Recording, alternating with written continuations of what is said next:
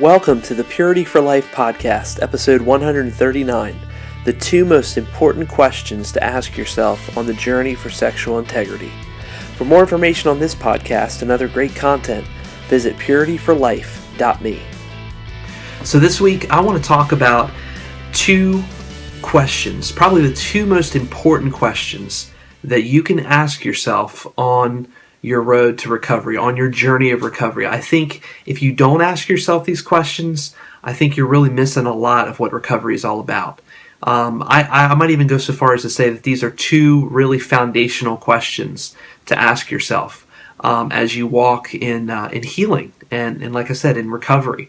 I've thought about these questions for a long time in my own recovery journey. This is my 6th year of recovery, and out of a pornography addiction. For 13 years, I struggled with compulsive porn use, and as I began to walk into recovery, as I began to walk in healing, these 2 questions really have defined the last 6 years of my life.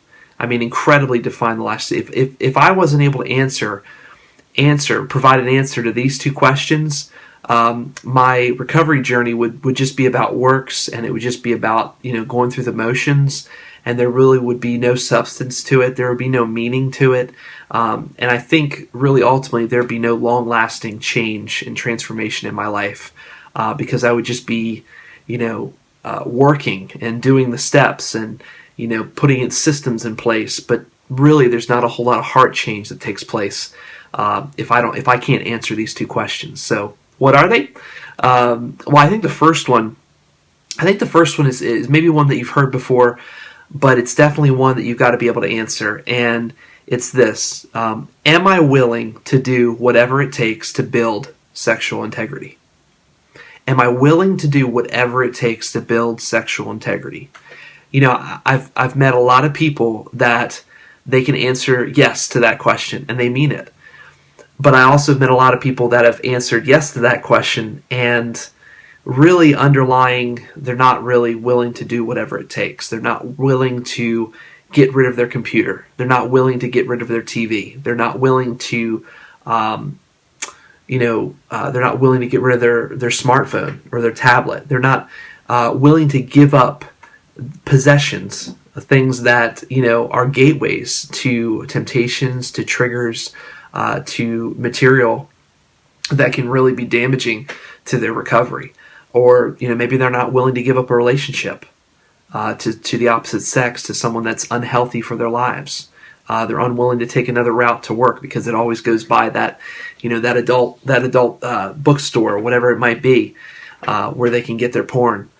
But the question, am I willing to do whatever it takes to build sexual integrity, is really a defining one, because if you can't answer yes to that and then truthfully live that out and walk in that, then you might as well not even try. Because as we walk into healing and we walk in truth and we begin walking in the light out of addiction and out of that kind of struggle, we are forced to give up whatever it is or I should back up and say we are given the choice to give up whatever it is that is causing that addiction to take root in our life. And that is the choice. Do you want to become free? Do you want to become the person that God wants you to be? A person of sexual integrity, a person of sexual purity? Then you've got to be able to answer this question. Are you willing to do whatever it takes to build sexual integrity? And I think within that question, there lies a lot of brokenness. There lies a lot of, if you truthfully live that out, there lies a lot of brokenness. There lies a lot of, surrender in that question. And so I've met, I just recently know a guy who I lead an online group for the ministry at Triple X Church. And, one of the guys in my group has come up, he's just dealt off and on with, a pornography addiction in his life. And he's gained victory, and he's grown, and he's taken incredible steps in his journey. And he's definitely not where he used to be. And we thank God for that. But he also has allowed, different kinds of sources in his life to remain open to porn, and for him to have continual access to, stuff that's going to cause him to trip up. And so I posed him the question, why don't you just give up your smartphone? Why don't you just let it go? Why don't you give it up? And it's like, he responded back and he said, I've truthfully thought about that before. I've thought about doing that, but I've never really taken action on that and done it. And I said, well, maybe it's time to start, stop thinking about it and just start doing it. You know what I mean? And the reality is we have got to do. And so he responded in turn by talking with his wife, and they're exploring the options of switching to a basic phone. And I hope and pray that he follows through with that decision, because that is major. That is major for him. And I'm so proud of him for doing that. He's cutting off a source of temptation. He's cutting off a source where content can get through. And I know a lot of men that wouldn't even be an option, for them to give up their smartphone, to give up their iPhone or their iPad or whatever it might be. But for this guy, it is.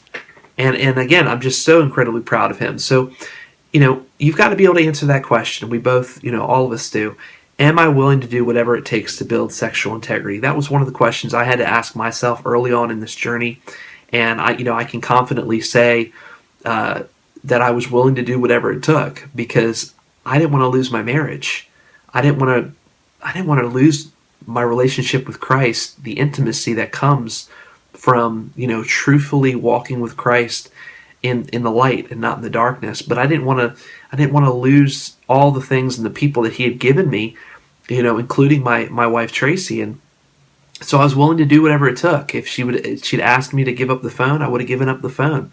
Sure, it would have been difficult. I love technology. I love my iPhone, but I love my wife more, and I love Jesus more. I love the idea of becoming a man of sexual integrity more than I do, an iPhone, a piece of technology. So, number one, am I willing to do whatever it takes to build sexual integrity? We've got to be able to answer that question. The second most important question you'll probably ever ask yourself in recovery is this: why do I want to become a person of sexual integrity? This is not just a question where you can answer yes or no to. This is one of those why questions. This is one of those questions that you need to give some thought to and really some reflection to. Why is it that you want to become free? There's a lot of guys, a lot of men, probably a lot of women that enjoy the lifestyle that they're living. They can. Why bother with the effort and the work that and the commitment that a real relationship takes, when all they have to do is click and log onto a website and everything's right there? Satisfaction, and pleasure and approval and affirmation in the mind of an addict is a click away. And I know lots of people that, or have heard, lots of people that's the lifestyle that they want to live, and they're totally happy. And honestly, obviously we all know that they're not. They're living in deception and living in lies. But what is it for you? Why do you want to become a person of sexual integrity? Have you ever thought about that? What is it that is driving you to walk out of darkness and into the light? I know for me, I was driven by, I think the pain that caused me to use porn and medicate using porn was the pain of loneliness. I think there was a lot of loneliness. I think there was a lot of insecurities in my life. And, I think there was, stress was a huge factor and motivation to use porn. There was a sense of excitement that came along with using porn. And ultimately, in the end, none of it fulfilled. None of it helped me to feel like a better person.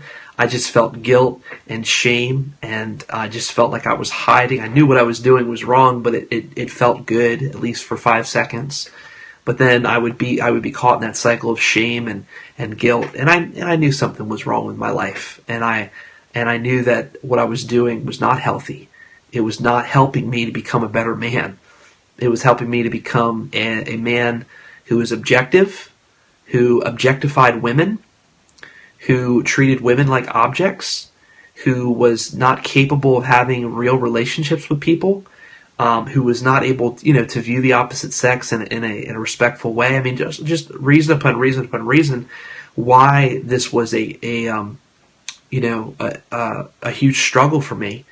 But I kind of stumbled into it and discovered it, And then there became reasons for me to use porn, medicate using porn because of the pain that I felt in life. Try to run and escape, the demands that life has. And you can only do that for so long. And porn is a way to do that, and it's a destructive way that so many people do that. But I discovered when I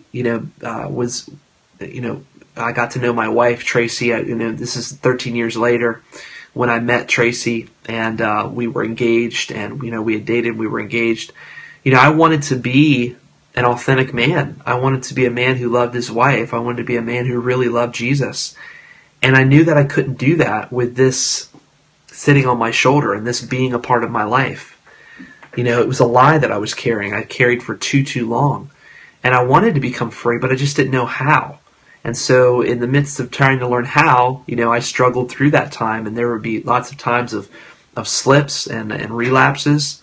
But I wanted genuinely to become that man that God wanted me to become. And I saw that through my wife's brokenness, which ultimately led to my brokenness. And I saw that through the intense pain and devastation that my wife carried, that my sin caused, my decisions caused. So, I discovered the reasons why I wanted to become a person of sexual integrity, and that was through a lot of painful moments. And I wish that I could save a lot of people from that pain, but my fear, well, not my fear, but the reality is that we have to walk through brokenness. We have to walk through pain in order to really discover who we truly are. And I think that can be a healthy thing. I don't think that has to be a bad thing. But ask yourself that question. If you haven't done so, why do I want to become a person of sexual integrity? And then the question before, am I willing to do whatever it takes to build sexual integrity?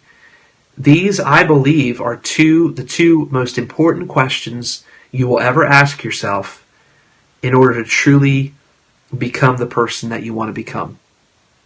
And if you want to walk in the truth and you want to walk in the light that God's called us to walk, then you'll ask yourself these questions. You'll really just take the time to think and to pray and to, find other people that you can talk to about these questions that can help you, really, discover the truth about what's real and what is a lie.